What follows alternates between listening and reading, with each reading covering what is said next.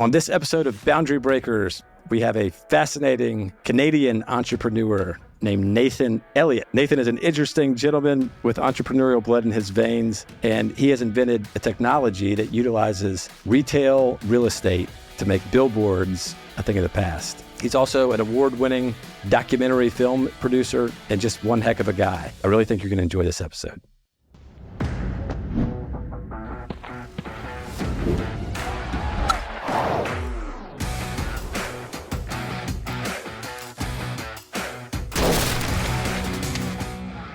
Boundary Breakers is brought to you by Carter and Clark. Thank you so much for taking the time to be with us this afternoon. We're pretty laid back. You were asking, everything looks great, sounds great. So from my perspective, you're already the model guest. So welcome. We appreciate you being here. So the title of this podcast is Boundary Breakers. I think Leo probably gave you the little bit of the background. But we specialize in sitting down with people all over the world, very much like yourself, that have been highly successful in their own, specific niche, right? Like our goal is to find the people that are at the pinnacle of the mountain in their specific niche, and hear their stories. We've got people from retired special forces, military leaders to tech entrepreneurs, and sharing these stories and the lessons learned along the way is what our audience eats up. And we've got folks that are aspiring entrepreneurs. We've got folks that are in the military that are about to transition out. But having gone through what you've gone through and achieved what you have a unique perspective and a unique experience. And so getting that out to our audience is the goal. That's great. And storytelling is, such an important part of this, and sort of just the rise of podcasts, and testament to obviously the tenacity and that you're bringing to the table. And there's a famous Indigenous Canadian author, which I'm from Canada, whose name is Thomas King, and his sort of famous line is, "Life is a story. That's what we are." And it's as simple as that. So I've been very much looking forward to this because we have been breaking some barriers, in our space, and, focus not so much on disruption, but transcendence. And it's this idea of completely throwing out old maps in search of new opportunities. I think FrontRunner in particular sort of represents that. Yeah. As we sort of said, what has come before didn't really matter. We saw this unique, opportunity, which I look forward to talking to you about here today. Yeah, likewise. I can't wait to dive in. What I'd love to do is, I think it's important for the audience to just get just a couple of minutes in terms of your background, sort of your origin story, right? Where you came from, how you got to where you are. And then I want to spend a lot of time on FrontRunner and this whole idea of the digital out-of-home experience, what the technology is, what the sort of the addressable market is, what you guys are after, how this is going to change things. I mean, lots of that. And then if we have time, I'd love to talk a little bit about Blackmark as well, and how you got involved in that, and some of the really important and interesting issues that it raises, right? That still are sort of open wounds in society today that we have a lot of work to do on. But so if you're good with that, would love to just start sort of with your background, kind of just where you grew up, and how you got here. Yeah, no problem. Yeah, I'm Nathan Eliiot, the CEO of FrontRunner Technologies. I'm sitting here in Venice, California today, in plus 20 degree Fahrenheit or Celsius temperatures, and it's a little bit away from where I grew up in Saskatoon, Saskatchewan. Wonderful sort of upbringing, sort of in that Canadian city, in the middle of the plains, in the Great Plains of Canada. and had just this opportunity to sort of grow out there. And it was sort of this mixture of urban and rural sort of upbringing. So you spend your week to weeks in the city, and then also getting that experience of getting to spend concerted time on the farm in and around the harvests and sort of all the animals. And if you look at my Instagram profile today, I still have a firm cowboy hat on my head, and wear the belt buckles like around with pride. And having finished off my schooling in Calgary, which his nickname is Cowtown, that agrarian spirit runs deep, that I think I've sort of continued on from rural Saskatchewan into sort of the tech hubs around the world. But yeah, as I said, I grew up in Saskatchewan, did my first 2 degrees there, and then went off to University of Calgary to do my doctoral work. When I finished that up, I served as a clerk of the Legislative Assembly of Saskatchewan, which in terms of American terms, think of it as sort of, Congress or your state legislatures, and helping sort of secure that they run firmly and effectively and efficiently. So I took that job with the sole intent of understanding the inner workings of government from the inside out in sort of a nonpartisan way. But the full intent was actually out of school to launch a consultancy, which was my first sort of real foray into entrepreneurship, called Insight West. I worked with Indigenous and Aboriginal, First Nation, Native groups, as well as oil companies, uranium companies, to help sort of bring those groups together to help secure resource futures, in the areas of Saskatchewan, Alberta, where that really sort of, was paramount. And sort of through that process, really tried to affect positive change in Indigenous communities, and became sort of well known for, helping facilitate in, interesting ways, brokerage deals between the resource sector and First Nations and Indigenous leadership, and still remain very, strong sort of in that space. And it's funny how it sort of comes full circle that now working with an array of these groups sort of in the technology space as they increasingly look into that. But really, cut my teeth in entrepreneurship with Insight West, and sort of quickly grew that into a leading consultancy in the energy space. Not a morning went by where I wasn't sort of writing, blogging about whether it was oil, gas, mining, energy, and sort of quickly became, a small but, definitive source in Saskatchewan, Alberta, doing commentary in the media and writing columns about sort of our various resource future.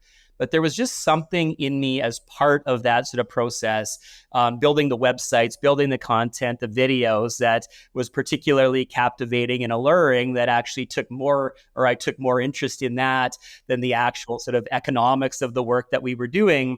And from that, sort of launched a small interactive agency out of the gate as my second business, called Insight Interactive, where we focused on immersive technologies, building sort of high-end websites, but more in particular animation and the use of the Unreal Engine and those sorts of things, to build content in some new exciting ways of really trying to pull the future into the present, and having access to amazing talent in Saskatchewan, many of them who still work with us to this day, was sort of that transition that really sort of created the catapult or the catalyst in the type of the work that we're doing. So as I was running Insight Interactive, I had a literal light bulb moment sitting at a traffic light in downtown Regina, Saskatchewan. And yes, that's pronounced correctly. It's known as publicly as the city that rhymes with fun, and I'll leave it there. But definitely, it was a great place to start a business. Had a major supports from the government of Saskatchewan in IP and all sorts of incentives, but built a fledgling business there that we called FrontRunner. As I said, sitting at a traffic light, recognized that there was a voluminous amount of empty retail space that was popping around the city, and sort of at the time found that there wasn't a lot of solutions in consultation with the landlords and brokerages of what to do with this space as it sat in purgatory. Coming from a media background, recognized that this out-of-home space, even in this city, was growing sort of quite quickly. And we decided to bring sort of the needs of these sort of, disparate, industries together to create FrontRunner. And that's where FrontRunner was born. It's literally the name is that we turn the window fronts into dynamic content. And through that, while we didn't know it at the time, we created an industry that really didn't sort of exist previously in the digital out-of-home realm. So quite simply, FrontRunner turns these windows of empty retail spaces globally into dynamic and interactive advertising. So at once, from the prop tech perspective, it brings new revenues and unfounded revenues to landlords and brokers that just didn't have or happened sort of previously.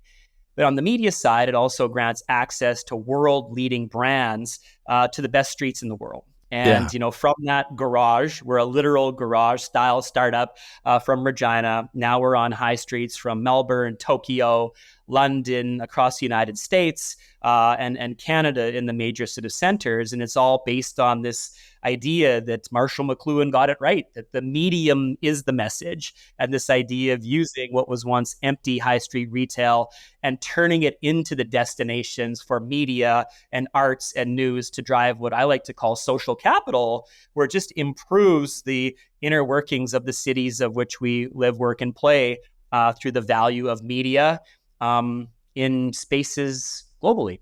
Oh, wow. Wow. Okay. So to step back a little bit and sort of, I don't know, tease this out to make sure that everyone understands exactly what it is you're talking about. So first of all, and in trying to envision it, I suppose this is clear, but it's probably worth mentioning. These are windows for retail storefronts that are on the sidewalk, right? So like more New York style. A lot in the U.S. There's a lot of the sort of the suburbs, exurbs, where thanks to urban sprawl, when people think retail, they might think of a big, strip mall parking lot where you're not really as close to the windows. But sure.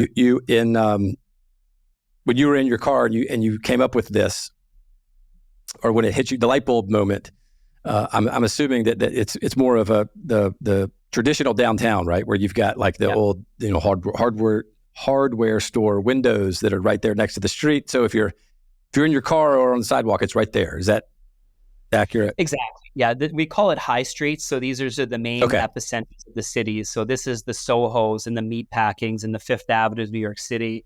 It's the Bond Streets and Oxford Streets of London. It's the Yonge and Dundas Squares of Toronto. It's the Sunset, Boulevard and, Third Street promenades, here in Los Angeles. Mm-hmm. So we sort of call those sort of high streets. It's the areas where people tend to congregate and where the best businesses have come.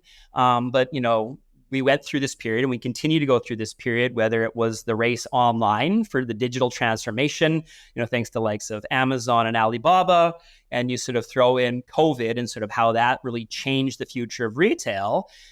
We ended up with a lot of empty retail space around the globe of landlords that have been looking for unique solutions, and we provided that. I love it. So from a technology standpoint, can you elaborate for us dummies when you say turning a window into a marketing display? And I guess I'm getting into the sort of the window fronts TM, maybe digging or diving into the actual technology, but without going too deep, what does this look like? Are you just replacing the window with what we think of a flat screen TV, or is it projecting onto the window so that they could still use this building as a retail? So sort of walk us through that a little bit, if you don't mind. Yeah, it's a really good question. And, people sort of ask that we are a media company. We're an out-of-home media company, which I'll speak to a little bit later. But, the sub-name in our brand is Technologies. We go by FrontRunner Technologies. So we are a technology company, in our DNA. So if you want to picture a traditional installation, it can take one of two forms. It can use high lumen projections that we've developed in partnership with Panasonic. We call it the Firefly Illumination System, but it's just a fun word for a 20,000 lumen projection system, which we've sort of tested over the course of many years now to get it to a point, that can give you wonderful sort of projection day and night in the space.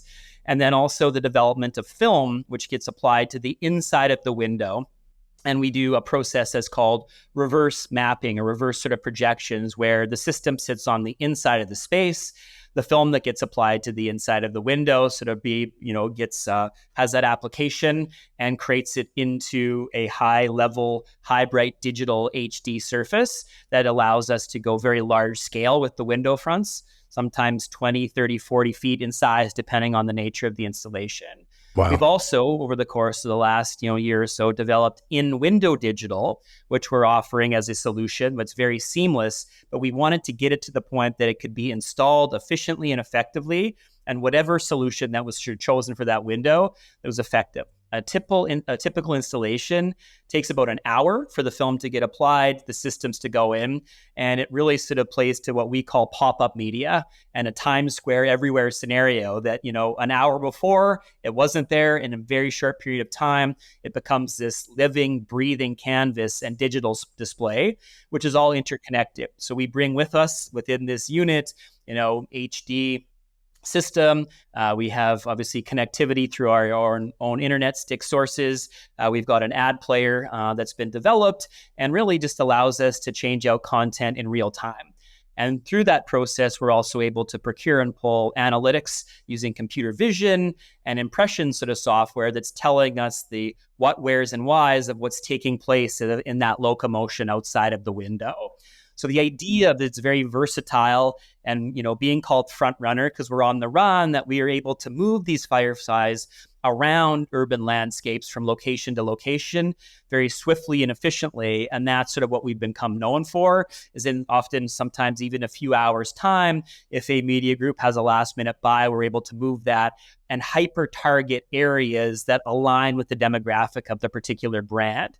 So it really has, helped sort of redefine or transcend the media landscape of what I said, this sort of Times Square everywhere scenario that was once an empty storefront becomes that sort of epicenter of commerce. As mentioned, we are a technology company. We've trademarked a bunch of terms, whether it's the window front, where we've really created an asset class in turning these empty spaces into content. But also, we've actually trademarked the term window shopping internationally. It started with the Canadian trademark. We got the trademark in the United States and have been leveraging conventions sort of outside of the US also for this term, because we're bringing literal meaning to the term, where, window shopping is now a verb. So through that, a new asset class, window front has been created. But sort of the area of which we're playing is clicks and mortar. It's this idea that we're using bricks and mortar, sort of, typical spaces that are at the center of commerce and have been for, in many cases like New York, hundreds of years, but also layering on sort of the digital idea where the cell phone is our appendage that we walk around with, and what we can do to interconnect, obviously, that universal remote control that we hold firmly within our grasp to our window fronts to really sort of augment that experience. And that brings me to two technologies that have been developed over the course of the last couple of years. One is a technology that allows basically to use your mobile device as a speaker that connects with the window, so you don't require an app. So if you're interested in that content that's playing, whether it's an ad, a news source, a sports content of some sort, you can have that audio experience and take that with you in your phone. And then a technology I'm particularly proud of was we have interactive technology and had interactive technology to execute a purchase in window. We were finding that people simply didn't want to touch the window, particularly after COVID. If you learn that there's something called the spit line in New York City, of which spit gets onto the windows, we knew that wasn't really going to be a touchable surface for people's fingers anymore. So we developed Wand. And basically, it's a light recognition technology borrowed from Harry Potter and his sort of, magic wand, where all you need to do is turn on your flashlight on your phone and it connects to an in-window camera, and it becomes that universal remote control for that interactive technology. So that comes together to create these unique sort of buying experiences in windows, where window fronts and window shopping, as I said, sort of become that verb.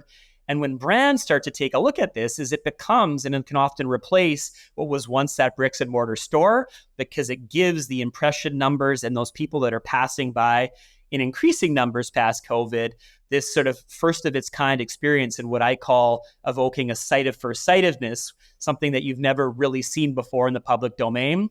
And that's sort of what you really want, from an advertiser, of this idea of these memories that, last a lifetime. But it all sort of starts from the content that's delivered that we control remotely.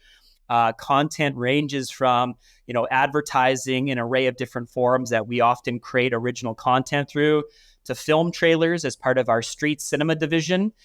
Because of the audio that we're able to sort of layer onto this now, we're able to reskin film trailers from the likes of Avatar and all sorts of sort of films to really bring that street cinema experience to the best streets in the world. And then other content, whether it's live shopping experiences in partnership with a company called Talk Shop Live, where we had a case in Soho, New York City, where Garth Brooks came live into our windows to digitally drop an album, and the passerby could tune in real time to exclusively purchase that album out of the window in a new, a first of its kind sort of experience, which again just really plays to this window shopping sort of idea. And what we're doing there in this unique middle ground that simply didn't exist before FrontRunner. Wow. Gosh, there was a lot there. So what immediately jumps out to me is that there's several layers to this, right? This isn't just an idea of, well, look, here's a bunch of blank windows. We can turn them into billboards, right? Because it isn't a two-dimensional still image, but it's also not just, here's a bunch of windows, we can turn these into video screens. It's more than that, right? With the wand and the ability to utilize the speaker of the phone, but also with the ability to actually make purchases from this, you're almost turning all of these. A window is turning into a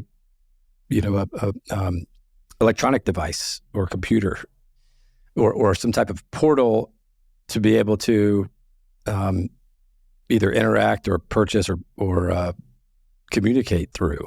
Is that? Yeah, it's the way that we're looking at public spaces today. I'm the first to admit that we got really off to a great head start when we founded the company in 2018 and rode some momentum. And then COVID happens. And when people go into their homes, the value of out-of-home media shrank to next to nothing, right? Because just the value of people being in public space, that's where we, make our money. But through that process, the FrontRunner that I'm talking about today was born, and the development of those technologies where we recognize that we would be coming into a space that we knew people would return to, likely increasing numbers, but they're looking for experiences and immersive experiences, is a big buzzword that you tend to see online. But how do you take these digital experiences and apply them into the public domain, into the Fifth Avenues of the world? And that's really what brands have come out of COVID wanting, requesting, and even demanding, were these memorable sort of experiences and those sort of memories that last a lifetime, as mentioned. And that comes through immersion. So whether it's the wand technology, the audio technology, you've likely seen on Instagram or on LinkedIn what's called anamorphic content. That's the content that literally feels like it's jumping out sort of at you. Whether it's Times Square or Piccadilly Circus in London. And we've wanted to sort of replicate that, and the value of not having to look up at a billboard, high in the sky, but to create these unique one-on-one experiences, was really sort of exciting to us, where that medium becomes the message as detailed. But you're really right. The window fronts are these unique windows of opportunity that just weren't looked at like this sort of previously, where that regular mundane space was looked at purgatory. And really, from a landlord perspective, what do I do with this space? Is it, and they were asking those set questions. And it's this sort of idea of that we saw the extraordinary in the ordinary, the stuff that had been passed by for a long time, sort of became sort of this unique, platform or canvas, as you detailed, to really sort of transform the media landscape. But the intent was to also make it scalable. It took a long time to be able to, convince landlords that their spaces, as they were awaiting the next tenants, sort of became these valuable pieces of real estate, where often the revenue share from media could rival, that of, what they could make in that set space. So a mindware upgrade was required from the landlords to do so. And then on the media landscape that had been used to buying billboards sort of mainly, that involved sort of an education, when you're changing the vantage point, that you're creating these one-on-one experience in scale that have immersive qualities and that are video based, which was atypical in the out-of-home landscape sort of as well, of having this full motion video where the window front becomes the appendage of the brand for the entirety of the campaign. And think of it as an extension of their bricks and mortar that might be down the street, or in the case of digitally native brands that have had no sort of real world or IRL in real life sort of penetration, that we can be looked upon as a strategic asset to test locations to maybe be the future of their bricks and mortar. So it's some baby step sort of scenarios that we can now take a brand on an idea of a digitally native campaign. We can move into a window shopping scenario that can be elevated into even a existing retail or a retail that they come in, and the value of putting our systems like we did with the likes of Adidas and cosmetic companies of elevating the window fronts of that retail to draw people in with new and exciting content. Wow. God, this just keeps you got my wheels turning. Because you really have tapped into something here, and that the idea of a window, sort of a double entendre, is interesting, right? It's not just, it's a window to lots of different things, or potentially.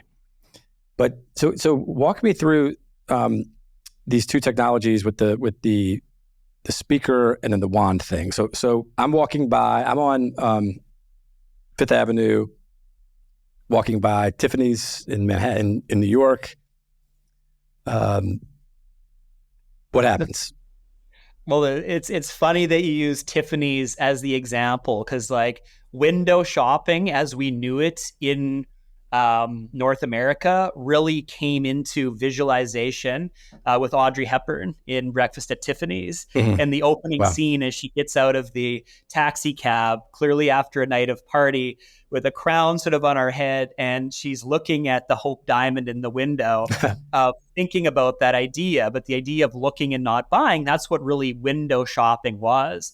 So in Dex, since our inception, we've used that iconic image and juxtaposed it sort of against this idea of modern day window shopping, where an alignment with Tiffany's could, now be a purchase of that piece of product sort of out of that window in the window shopping. So you use the best, example that you could of on that front. But really, like on the technology side was, in the out of home landscape, the idea of visual being met with any sort of audio was next to non-existent, and remains that way because of city ordinances, bylaws, all those sorts of things. Billboard companies, out-of-home media companies just have not been able to sort of project that sound into the streetscape for all the reasons that, noise pollutions, all that. So you had to get creative around that. The second piece that we knew, because we tried it, was that we couldn't have an interactive window front of people touching it. That's what we thought originally, but people simply didn't want to touch a window in a public space for sanitary, cleanliness reasons, all of that. So we knew that we had to come up with some sort of a touchless technology that was simple to use. And that brings me to the third point, was that we knew that people weren't going to download an app, especially in the New Yorks and the LA that were always in a hurry to get places. We just weren't going to do that. So we needed to come up with a solution that was not app-based, that was very simple and sort of could, come together, very seamlessly. So we aligned with a group called Derooted Immersive, and it was based actually on a response to a group, Campari, which is an alcohol company that had asked us to work with them to modernize the Grand Marnier brand. They wanted to bring Grand Marnier into the 21st century. They no longer believed that Grand Marnier needed to be the dusty bottle that was sitting on the shelves of Grandma and Grandpa that you looked at, but it was actually an amazing liqueur that was used in some of the top drinks in the world. What do you do to sort of bring that together? So we envisioned basically an audio-first campaign that was binaural audio combined with original content, and we put digital bars through Toronto. So it was bartenders that we shot shooting and pouring, the next big drink using Grand Marnier, and it created a thing. So that need from a client, in this case Campari, to have an audio experience that aligned, that was playing in a window that didn't have an app, was what we were set forth. And I wrote an article about this experience called The Sound of Silence, and it sort of details sort of that experience. And the theme there was as advanced as that technology is and was, it involved actually a throwback to using the atomic clock. And for those who don't know that, the atomic clock is an international clock. And what we did is use that our systems checked in every millisecond. So there wasn't the degradation between an audio file of that we were hosting as well as the visual file, and bring those together. So whatever time that you come in to take in this content, it's going to align with your mobile device. And a really interesting thing happened. We recognized that those who decided to engage with the content would bring that with them, and they would spend an average of 2 minutes with that content after having left it.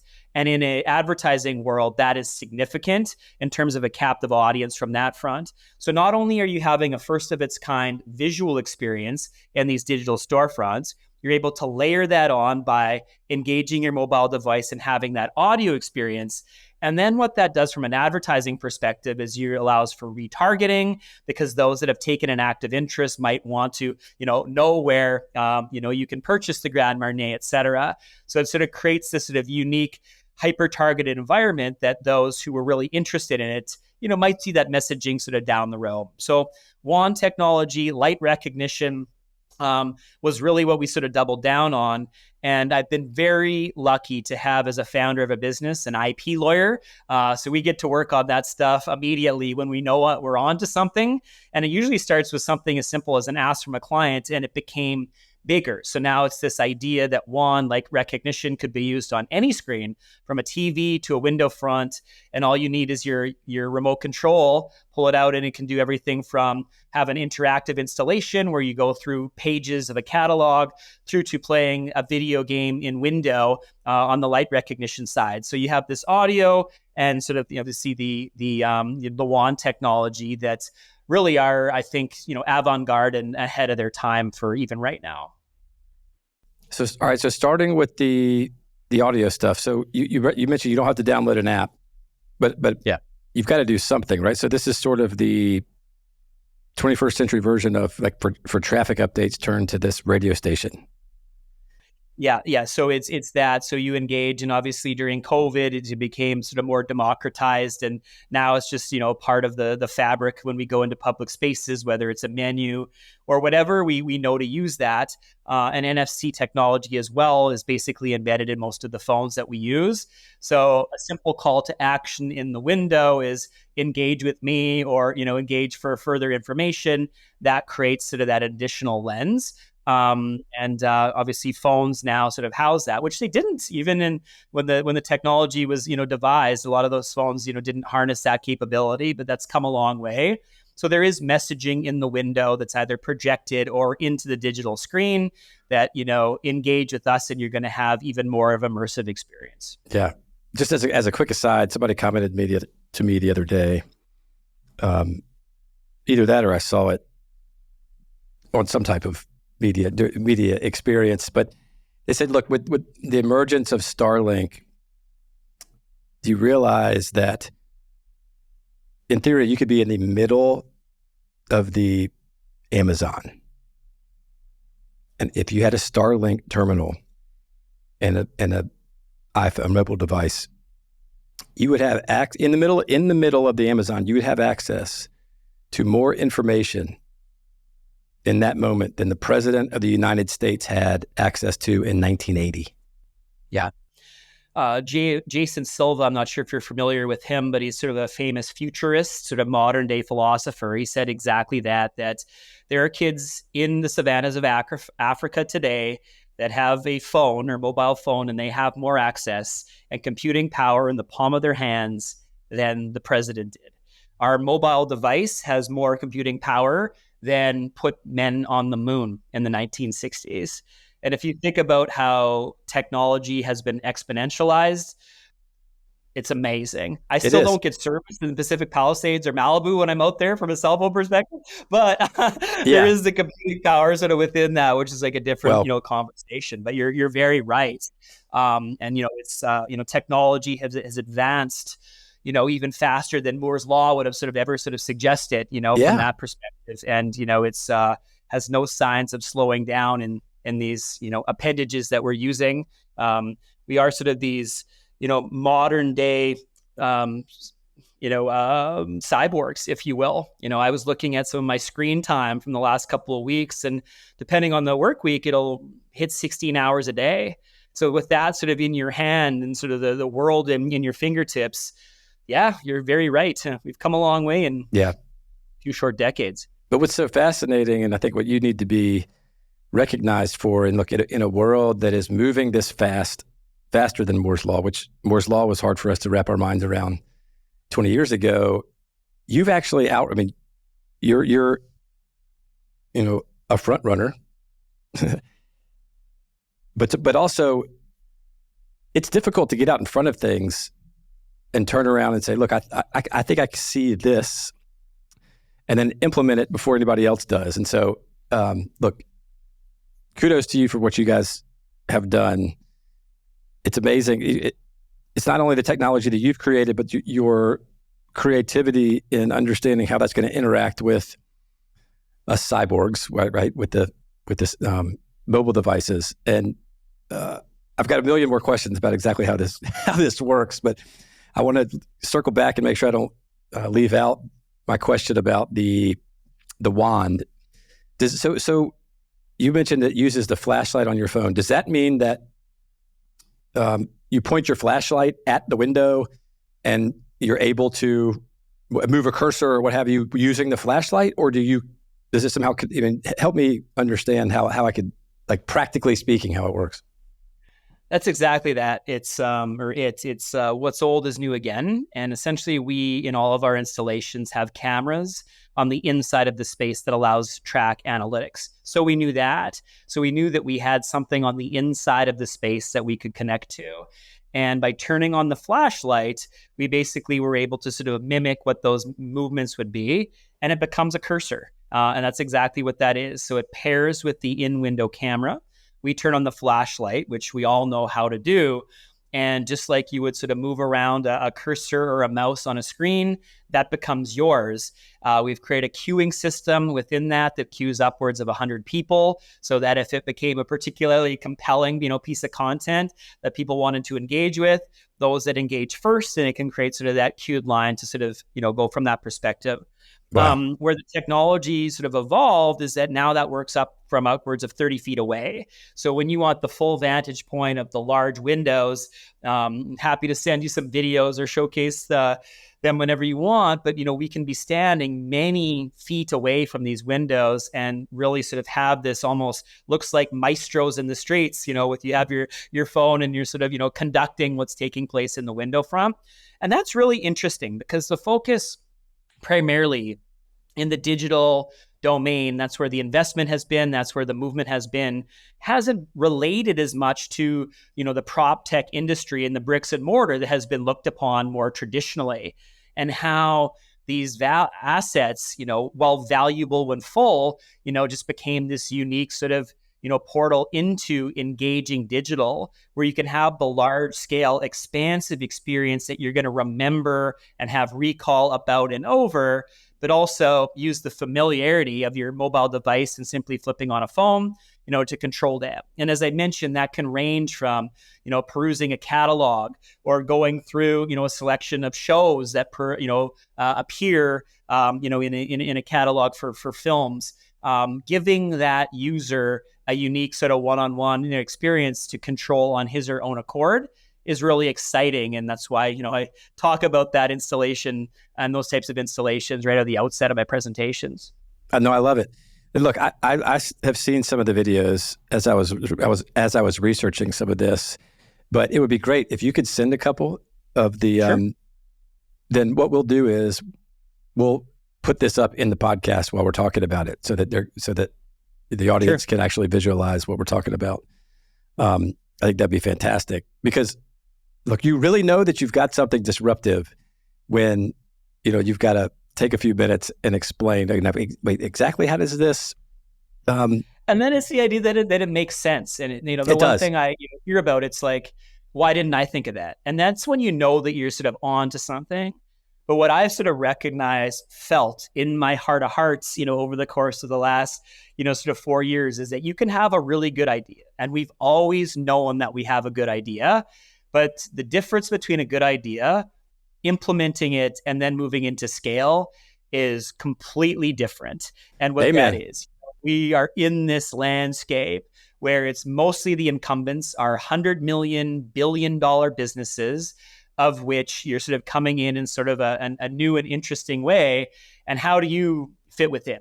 It's not a David versus a Goliath, experience, because I've actually found the lion's share of the out-of-home companies to be open to aligning with us and, giving sort of direction and knowing that I think we're creating some things that are contributing to, the landscape and the environment in its own right. So I have like a lot of high regard for all of this space because I have an appreciation for how hard it is to do. But it's logical to most people that FrontRunner makes sense, but the idea of moving budget, the traditional sort of landlord and brokerage space is more slow moving than I ever would have thought. Having landlords that are used to just leasing activity, thinking of their assets as media assets has taken several years. It really sort of has. And then from the media landscape that are used to buying media, one particular way or programmatically, this idea of what we call scaled experiential, of this sort of one-on-one sort of experiences, and that you can create those in quasi-scale was really sort of interesting. So there's a reason why that you don't see a lot of startups in the out-of-home sort of landscape that are particularly building an inventory. And it's taken, 4 years plus to get to this point, where I can say that we're now, with pride scaling up, and where I wouldn't have done a podcast even a year ago because, I've always sort of felt weird about talking about things that we hope to do, we're thinking of doing, we're dreaming of doing. And when you move into that sort of lens of having done that and speaking to things that you have done and is starting to scale, that's a different conversation where I think, lessons can be drawn, stories can be told to the benefit of a new entrepreneur that's listening to this that might have a technology that they're seeing, maybe, some passion that can come from something that a garage style startups aren't just things of mythology, they're real and can be done. But looking back, it's taken longer. It's taken more of a toll than I ever would have thought to get to that point for the reasons that I suggested. Yeah. Well, God, I've got so many thoughts running through my head at the moment. Look, I'm also a CEO, and one of my board members just recently rolled off of the board of Best Buy. And Best Buy's story, well, just brick and mortar in general, is just fascinating to me in terms of their ability to navigate what has happened over the last 20 years. And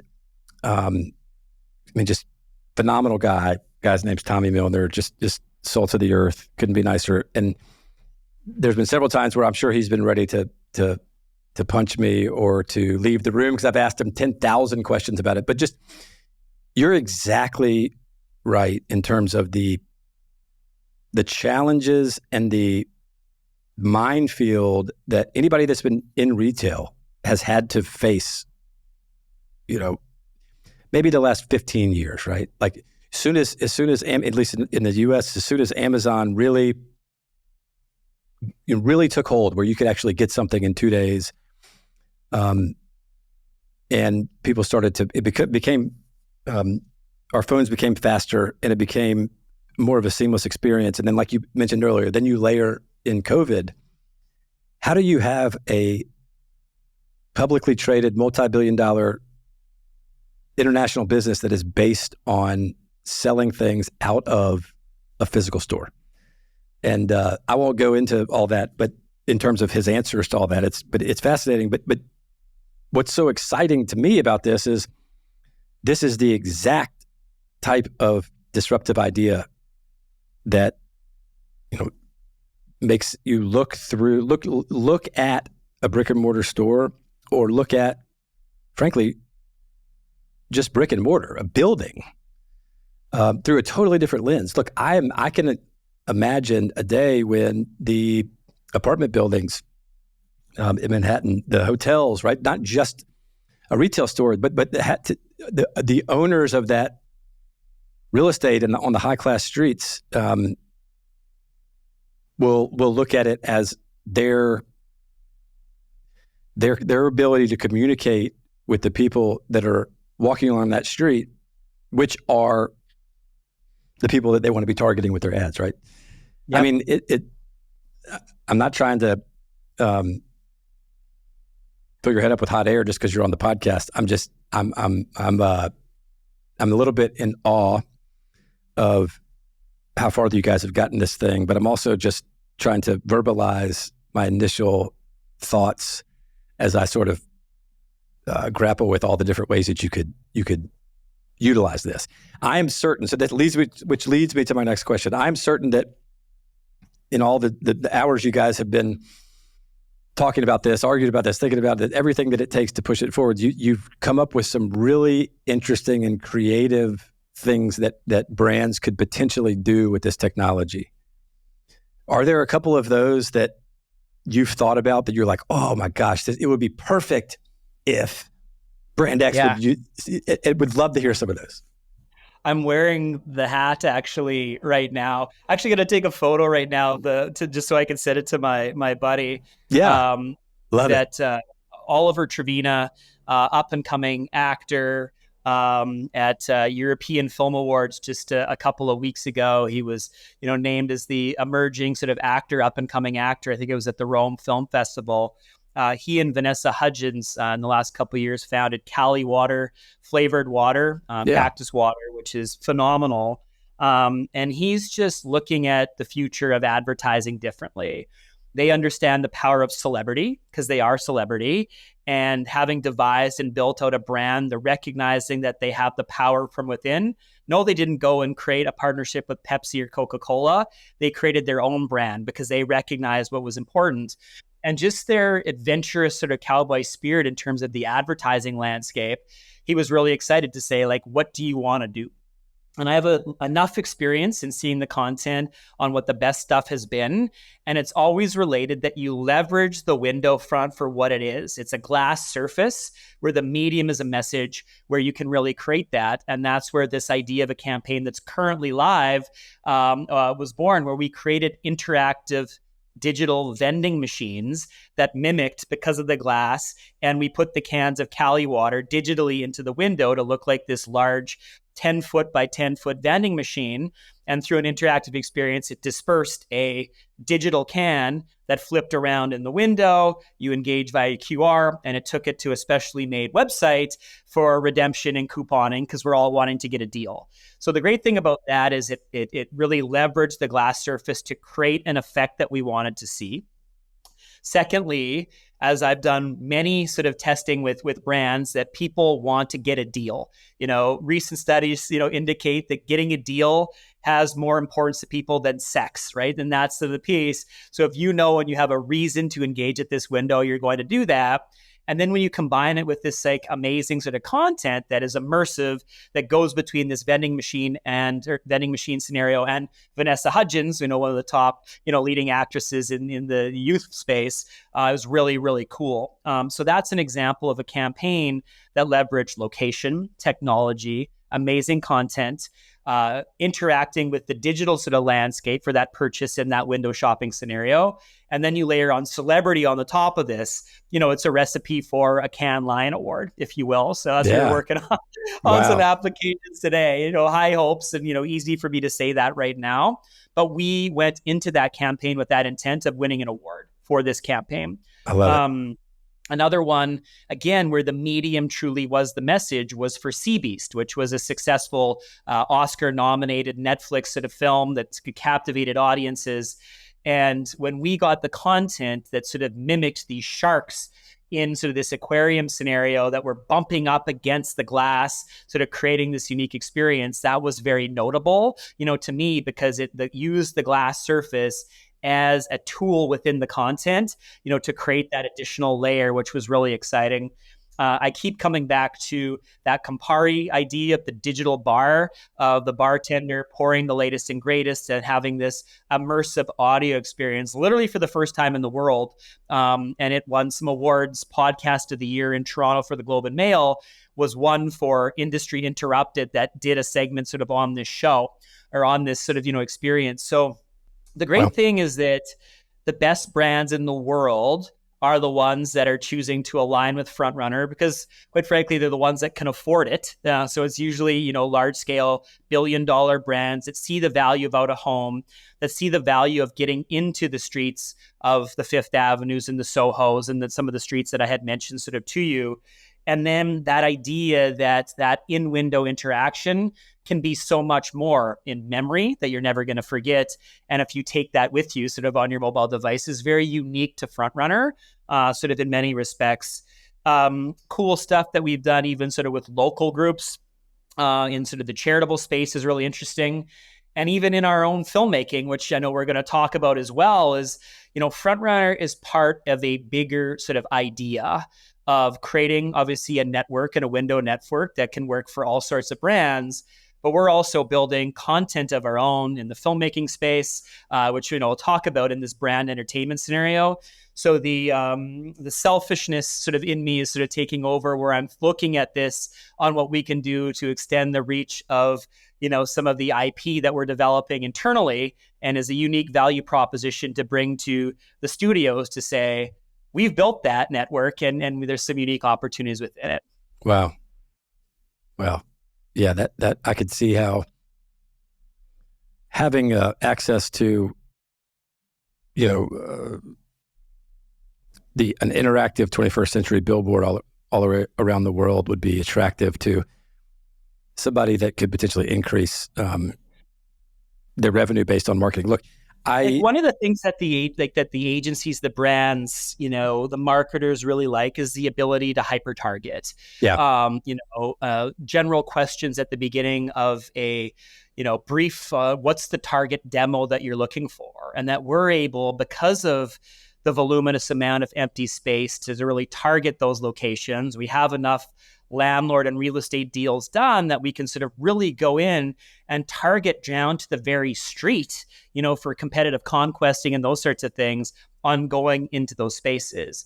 That is very novel with sort of in this landscape. And I refer to us in an email to a famous director today that we're the Mars rover of Hollywood. You want a particular streetscape where by chance that film was shot, there's a pretty good chance that we're able to sort of go into that if it's sitting in some of those high streets, et cetera. And that's what we call contextual content. Disney was really interested as part of a campaign to get into areas that simply didn't have digital out of home previously, Harlem being an example.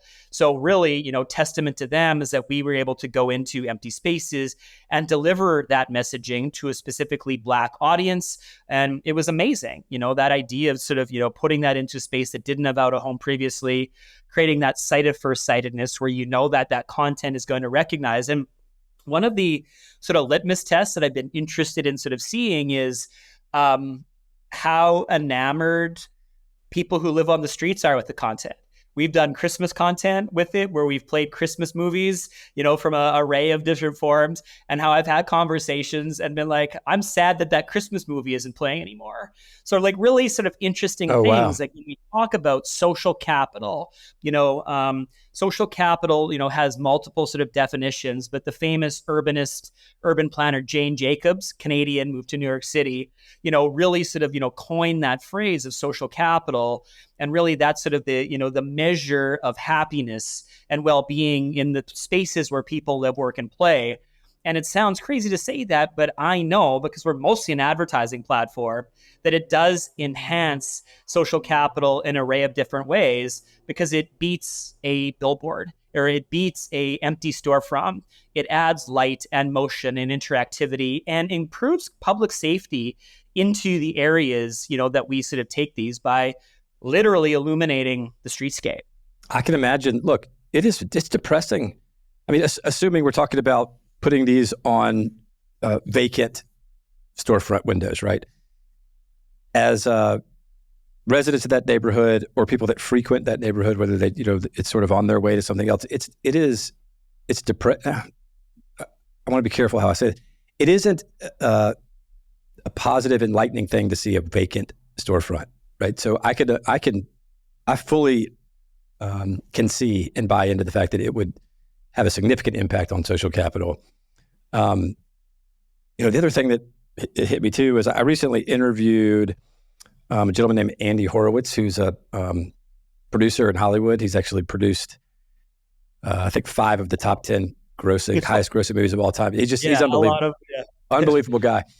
But he was explaining that I was trying to understand what makes a box office hit versus, well, which is not the same thing as a beautiful piece of art, right? Like a great movie is not the same as a box office hit. And I was probably asking these questions. What is, if you want, what's the sort of the formula for a box office hit? And he made it very clear that, look, if you're going to invest in a movie, you got to, if from a studio's perspective, they're going to invest.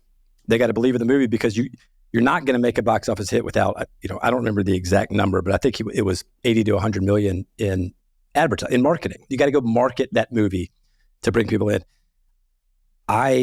Given the similarities with that it's visual, that it's on a flat medium, just like a movie theater. Has Hollywood or have the movie studios seen the benefit of this or jumped into this yet? Because I could see how this would totally change the game in terms of marketing a Hollywood movie. Yeah, to the point that we created a division like within company. We're still a small company. Like I'll say that. So to say it's a division, take that with a grain of salt. It's a line of business that it has its own decks and its own presentations. And I call it street cinema. And it's for exactly that. And it's the ability to take a film trailer that is not an audio enabled and bring it into sort of the areas, that they want to target a particular demo. Whether it's a, children's show, we can go into the 3rd Street promenades where the families are spending their weekends, whether it's shot in New York City and we want that content to literally be the content that's in the film.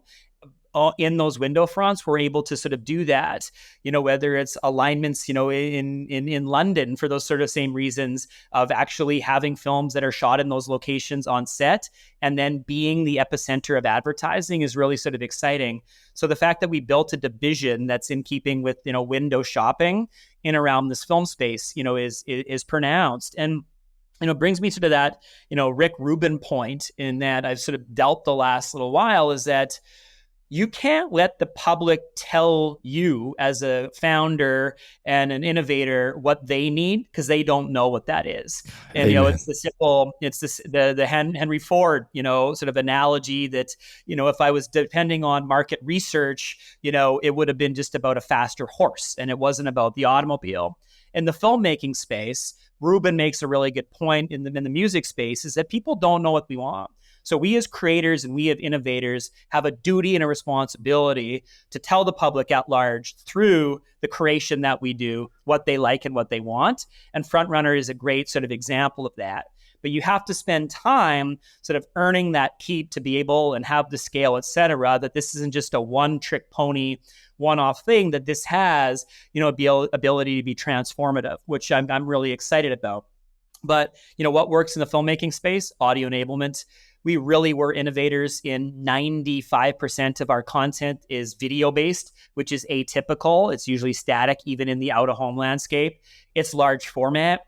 Also, we're able to take content depending on the nature of the size of the window, the shape of the window. We have all these different aspect ratios within our FrontRunner network that can create original content. Some is 9:16, which is perfect for TikTok alignment, of which people are consuming content in a vertical form. Like I just recognized I should have taken my photo vertically as opposed to horizontally when I took it there because it would have showcased. But we have windows within our Rolodex that are able to do that. The filmmaking stuff always shoots better and presents better in 1920 by 1080. And then we have all these unique sort of one-off windows that are amazing. Some are circles, which align great with a watch company to have that dial that's sort of showcased, that you sort of weave in that content, meeting the medium in its own right. But yeah, Hollywood is ripe for that.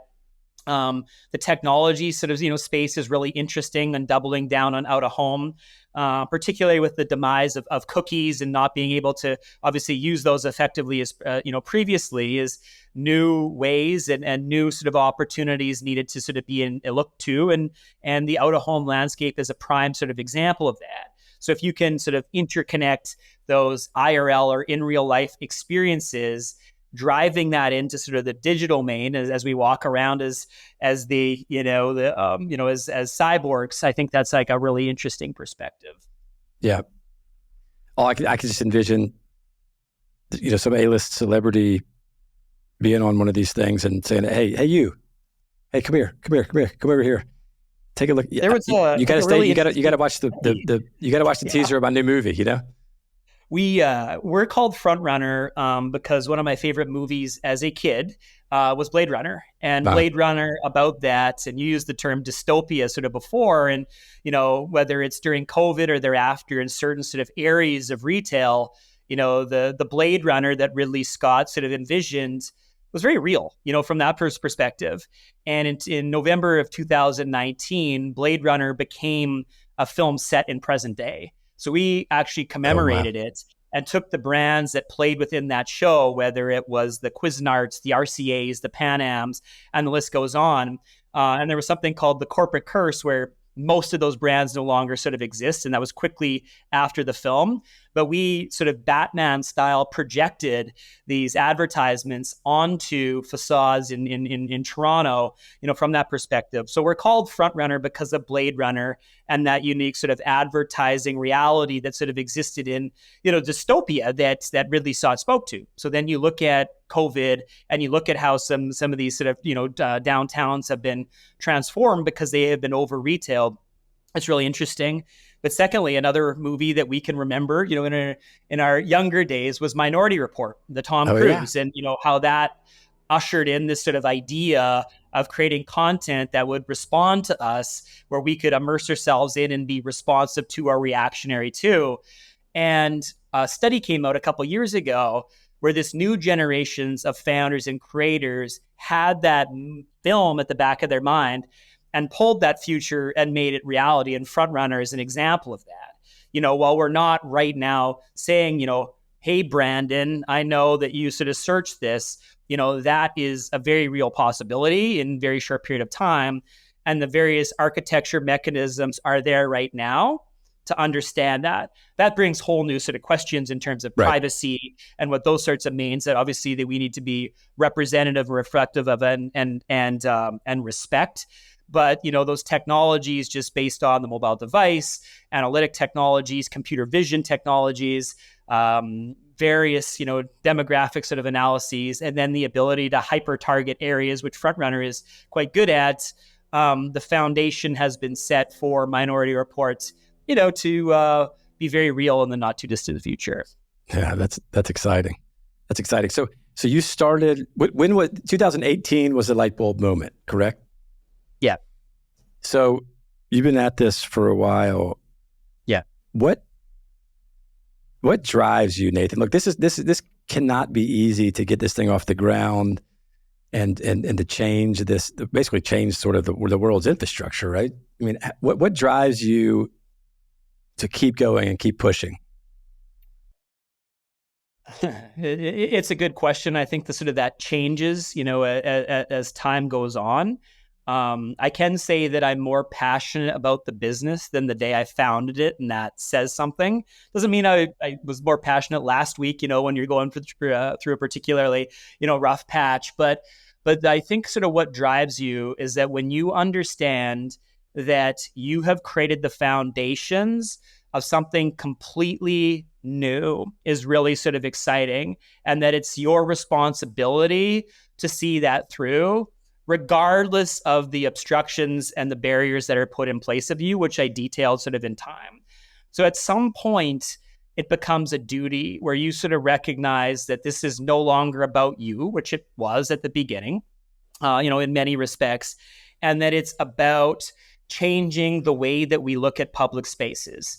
It's this idea that when you change the way you look at things, the things you look at change. I can't go on a walk anymore, through a downtown and not see it through the lens of FrontRunner, to see these unique opportunities. And that cities, landlords, municipalities, content creators, I believe, sort of need us. And if they don't know if they need us, I hope that is sort of that idea.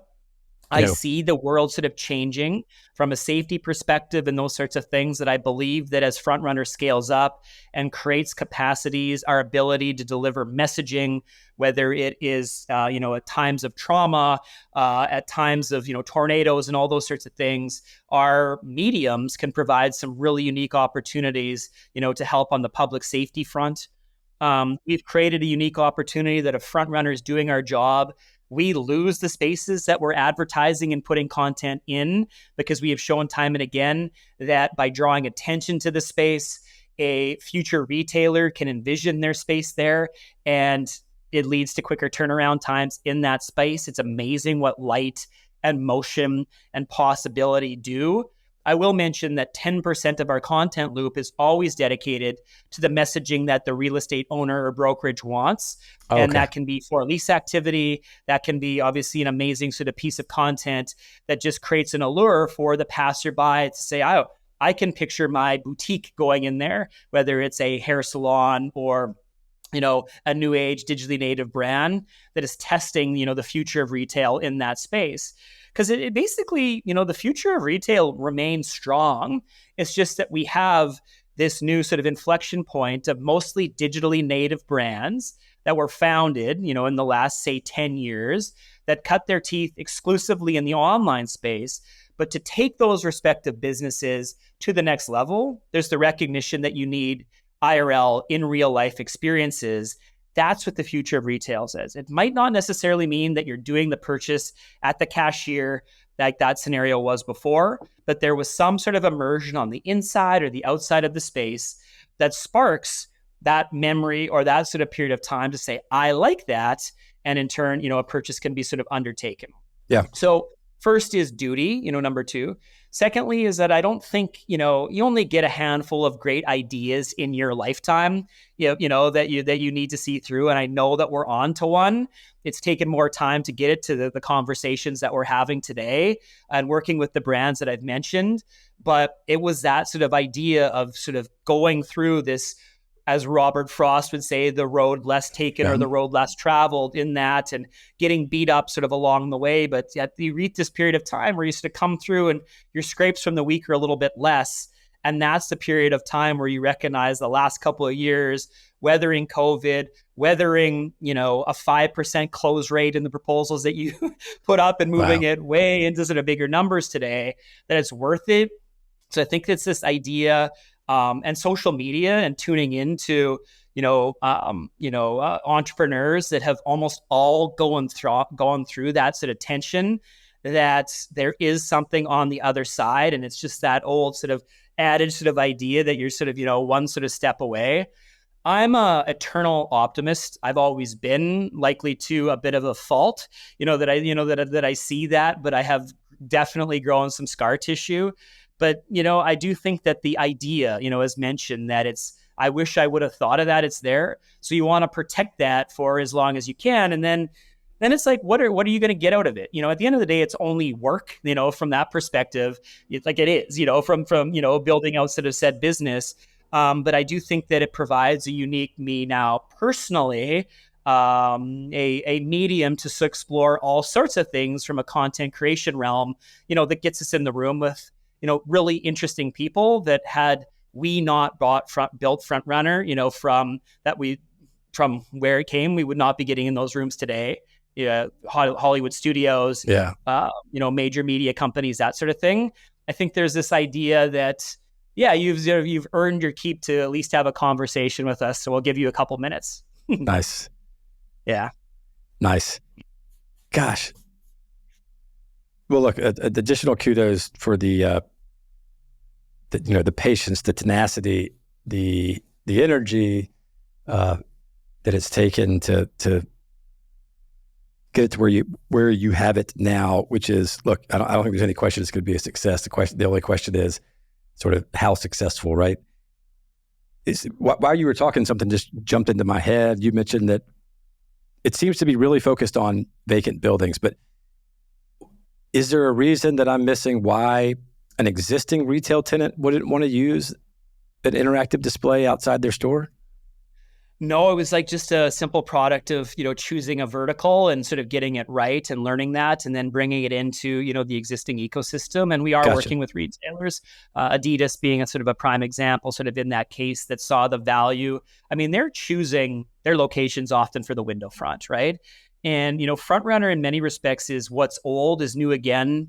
I mentioned some of the technology we developed, but also it's the new age window dressing. You walk through New York City and some of these, major sort of centers like London, Melbourne previously, that's what the brands, the Macy's of the world, and some, the Saks Fifth Avenue, like their marketing was based on that window front, whether it's during the holiday season or whatever.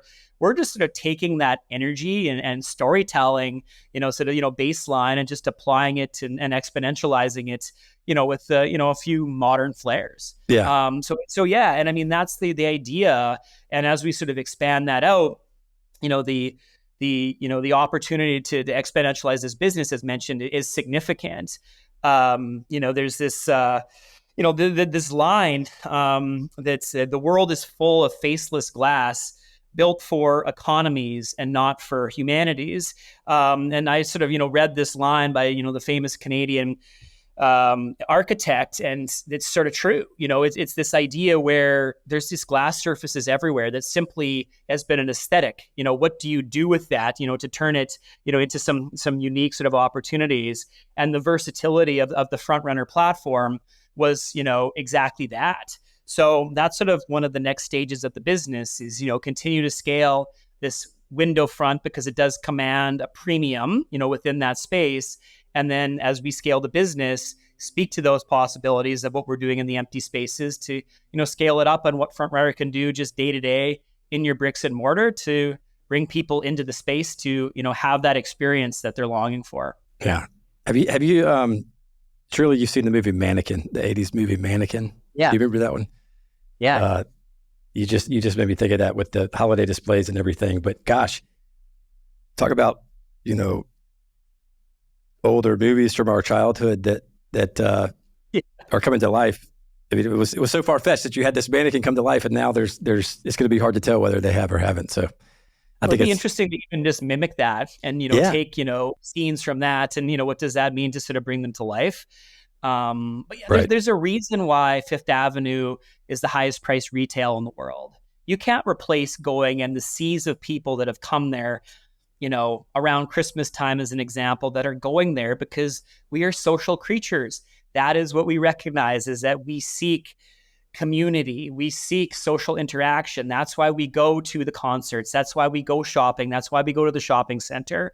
Right. And even though, retail is amidst the biggest transformation of our collective memory, FrontRunner can just be looked upon as a tool that increasingly can just be applied to that said experience to what I think will be augmented. Yeah. Yeah. I mean, I am tempted to go down this whole other discussion about sort of the future of retail and what it means. And I've had some interesting discussions recently about how, look, there's a lot of people that think that retail is going to not only is it alive and well, but it's going to enjoy a bright future. And just interestingly, I just found this fascinating because they talk about that Amazon had changed the game because you can get, and a lot of times you can get something same day, next day, maybe 2 days if you're sort of off the beaten path. But with retail, you can get it sooner than that, right? You could be on your couch and say, "Oh, I want these shoes," and assuming that there's a store within 20 minutes from you, then you could, buy online, pick up in store, and that they're looking at retail wrong. That retail should be looked at the distribution system or the infrastructure of distribution to the masses as opposed to a place to come and shop, which... Yeah, and don't let sort of the meager, grim story of the opportunists sort of in FrontRunners seeing that there was like empty retail space, disguise the fact that I'm one of those believers. Like, I believe in public space. We see it. We know the analytics. We know people are coming back and longing for, unique opportunities that didn't exist previously. Yep. What it's allowed to do is to usher in these new brands that are looking at, 360 media sort of solutions, of which you leverage the mobile device, but you still seek that experience. We still seek immediacy. And as you point, jumping in your car 20 minutes versus a day or two is vastly sort of different from the space. Yeah. And this idea that Amazon was going to completely, replace retail and the stuff that we were seeing even during COVID couldn't be further from the truth. If you look at the online numbers of purchases taking place, still wildly favors retail experience and going into those spaces. And those numbers are actually slowing down because you had sort of this spike, but it really is, that bell curve, if you will, is balancing out like a little bit, or actually in a lot. So I'm a genuine believer, and that's why we've doubled down on some of the technologies that I've mentioned that are enhancement technologies that can be used and democratized across an array of different platforms on the space. And that we have created a unique opportunity that if we're doing the job in FrontRunner, we're actually making our job harder because we're losing the properties, but exceptionally happy for that, because that means that high street has been improved and that we have in some capacity contributed to that. And that's a really sort of exciting thing, because retail, empty retail is always going to be there. It's always been there. And FrontRunner is going to survive that because it's, a simple, example of supply and demand, or as like the supply and demand sort of, piece, or as the trailer boys who are from Ontario, or trailer park boys say, supply and command. It's the idea of that. And, if we lose, window fronts and it becomes more of a valuable asset, then a pricing gets adjusted sort of accordingly. But I mean, that's a whole podcast series in its own right of prop tech and what the future retail, but it is retail tech even over digital out of home, and that line is blurred, is the fastest or one of the fastest growing sort of segments in the advertising sort of space, because of the unique one-on-one experience of getting people at the till when they're doing a purchase and affecting that said, purchase in an array of different ways. So I see it, and I'm as big a believer in retail for the reasons you suggested as I've ever been. Yeah. And maybe it's because you're obviously far closer.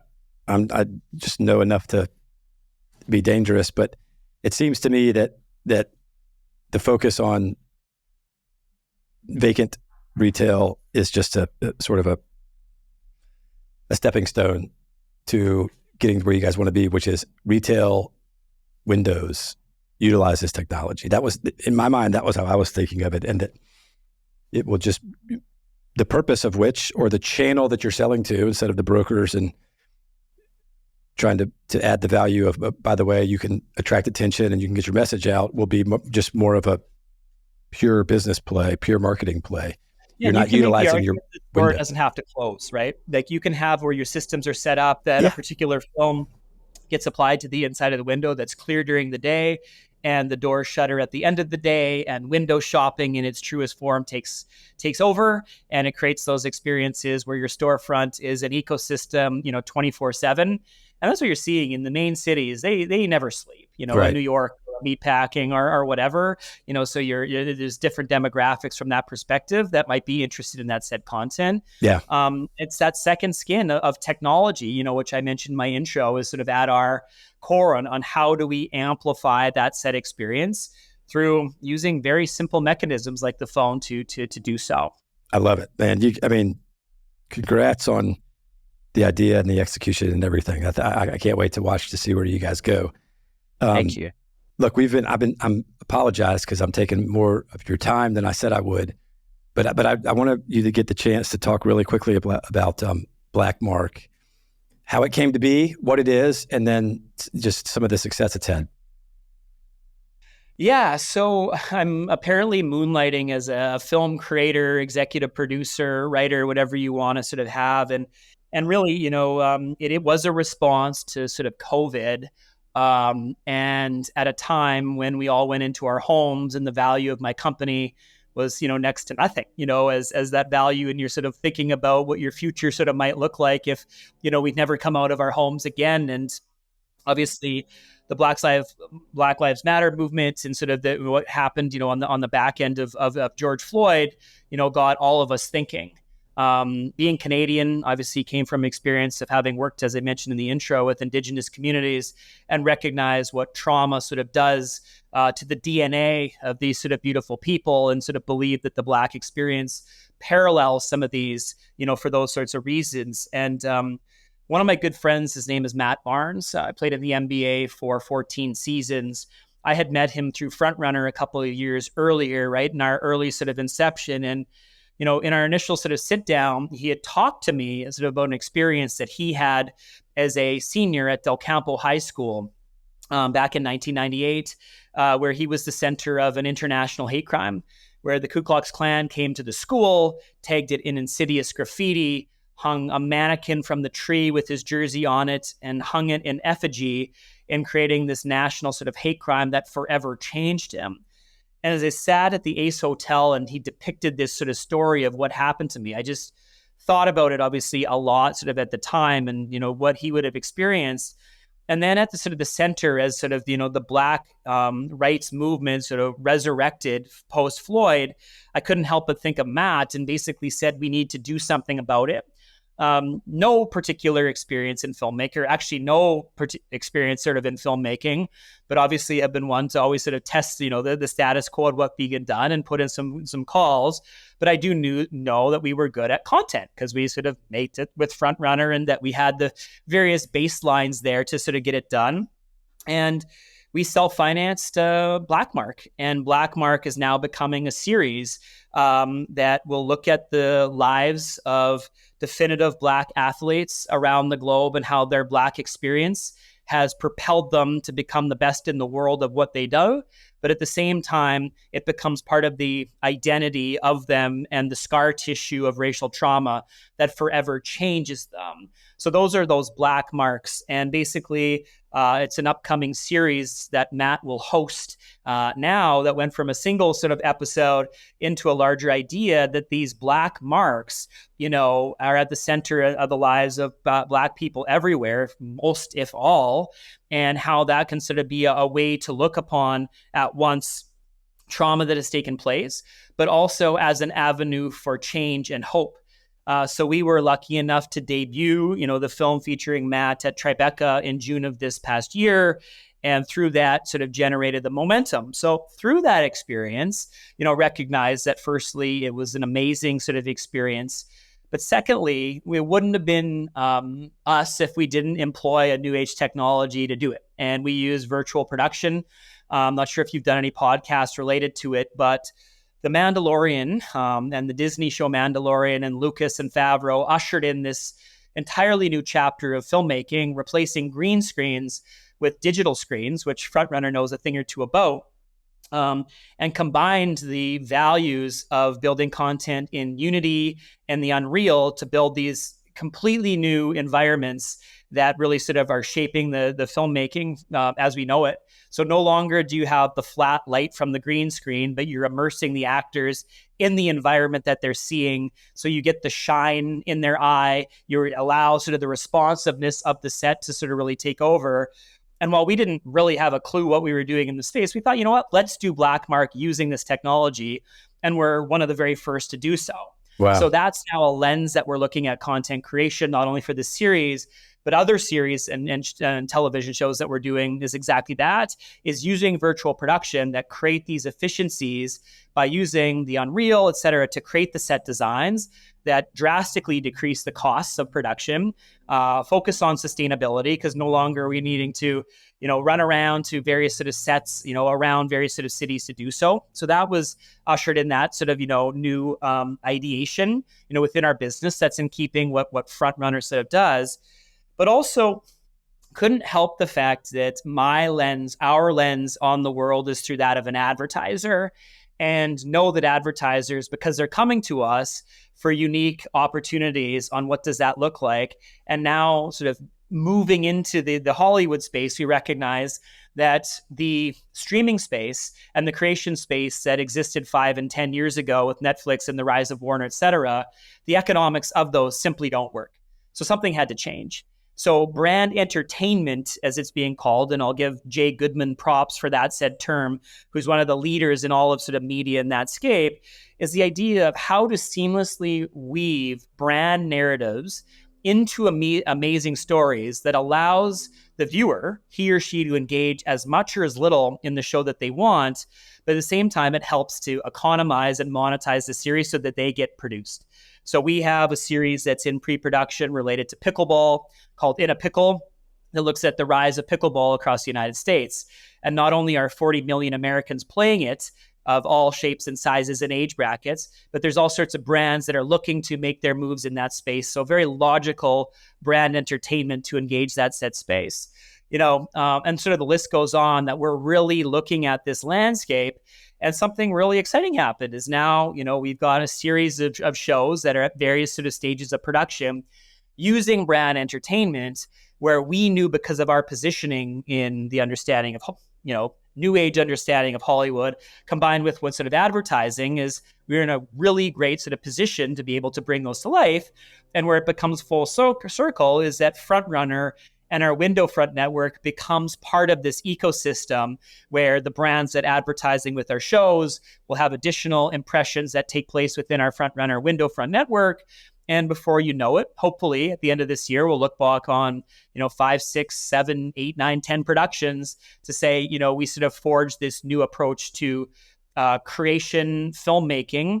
That was a necessity. Otherwise, content simply isn't going to be done at scale. Wow. That does bring it full circle. And it's just really interesting how the different levers that you guys have as part of whether it's your experience in sort of content creation or marketing content creation, to now you have this infrastructure or delivery system that you continue to build that's going to be just continue to increase in value in terms of eyeballs. I mean, that's mm-hmm. Well done, my friend. Well done.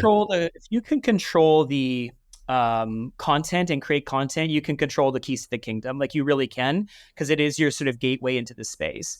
And what you can do to own or protect that IP, that can be part of like your own ownership. And this brand entertainment sort of ethos really allows for that. And then FrontRunner in its own right, that is sort of true IP. I spent almost the entirety of our conversation speaking to the IP that's been developed. That becomes something tangible. So then when you're looking at what exits of your particular business might look like, it all comes down to defensibility. And I can make the argument now in a typical space that hasn't been really grounded in IP and defensibility. FrontRunner is doing, I think, an interesting job sort of in that space, where it's sort of been the Uberization of advertising, where we're using spaces that aren't ours to drive residual value. In Uber, it's obviously to the car driver. In our case, it's to the landlord or brokerage. And the user, in our case, being the media client, in that case, being the passenger that's wanting to get to A to B. But how creating that content, creates this unique sort of portal to extend conversations. And now FrontRunner is in sort of a unique position where we can create in our production company, we can shoot within sort of this fledgling sort of studio sort of space, new approaches using virtual production. And then the end result being in this window front, which still remains and will be for quite some time, ahead of its time in the out of home space. All of that is sort of in a future forward, scenario. But that the future starts now in every project that we do. Oh, I love it. Well, look, if somebody wants to learn more about FrontRunner, or is interested in talking to you, or wants to know about marketing opportunities, or they own a bunch of real estate, how do they learn more?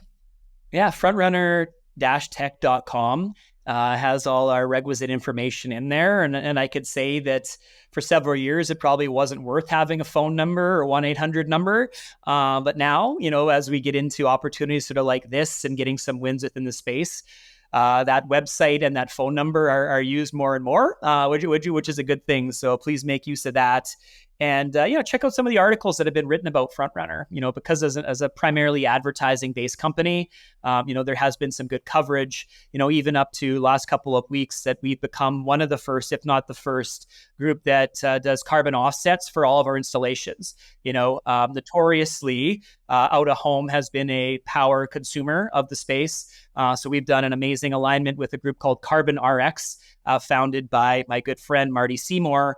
So we've done an alignment to purchase carbon credits that are used for all of the installations, so that the net input in is matching the net put out. So that's just another example that if you were to do a high-level perusal of what FrontRunner is sort of in the mix on doing, that's what we're up to.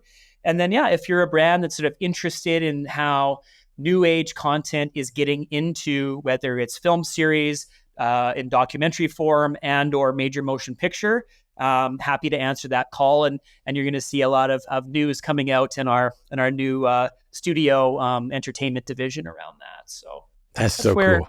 We're at so today.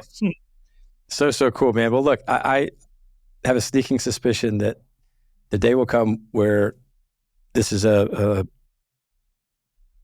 everyone accepts and sees FrontRunner technology everywhere. And I'll be able to say, no. I remember interviewing Nathan when this was right as this was blowing up. So, look, I'm just very appreciative and thankful that you spent the time with us today, and love what you're doing. Big fan, and we're always here if there's any way we can help. If you send a couple of those images or videos, we'll incorporate them in there. But very last question, I promise. I ask this to every guest. Look, God forbid this ever happens. This is just a hypothetical, but do you work out of your house, or do you have a office? It's a combination of in office back in Saskatchewan, Okay. where we were founded. I'm a nomad, as mentioned, sort of jumping around. So mostly home based. Yeah. I got you. Well, but we're going to use your office because it's a little bit more, sure. It's just a little bit better. Look, your office, God forbid, catches on fire. You have a chance, you have a small little window to run in and grab one thing before, it's too hot to go back in. Everybody is safe, all that stuff. But you have an opportunity to go grab one thing from your office. What do you grab? I guess, one thing. So it would be, likely the template and the piece of plexiglass that we first did for testing that still remains sort of at the studio, where we took at the time a 500 lumen projector and put some film that we sort of got from somewhere onto the window to test what a projection would look like. It's likely that, just because it still remains there for likely the reason that you sort of asked the question. Yeah. And it is sort of the remnant from the past of what an idea and a little test one afternoon can do, from that, 2 by 2 foot piece of plexiglass to, being down Fifth Avenue and Oxford Street and, some of the best stritties that I've ever been to. So that would be it. Wow. Great answer. Great interview. Look, you're really, really impressive guy all around. So thanks for being with us. We really appreciate it. Don't forget, everybody, you can find Boundary Breakers in a lot of places. You can watch our episodes on the Boundary Breakers YouTube channel, or you can listen to each podcast on Spotify, Apple Podcasts, or any of the other major podcasting platforms. Thanks for listening.